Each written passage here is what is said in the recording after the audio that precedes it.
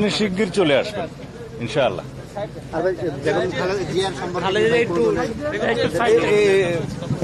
ম্যাডামের স্বাস্থ্যের অবস্থা সম্পর্কে যাবতীয় যা কিছু ইনফরমেশন বা তথ্য আছে ডক্টর জাহিদ সাহেবের কাছে, উনি বলবেন।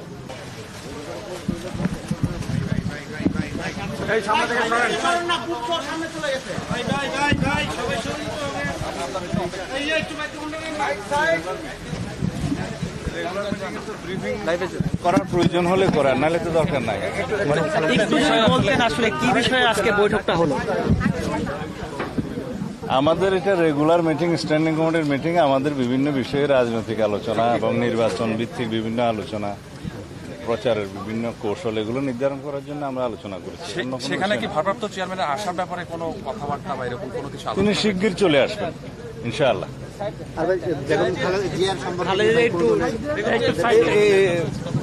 ম্যাডামের স্বাস্থ্যের অবস্থা সম্পর্কে যাবতীয় যা কিছু ইনফরমেশন বা তথ্য আছে ডক্টর জাহিদ সাহেবের কাছে, উনি বলবেন।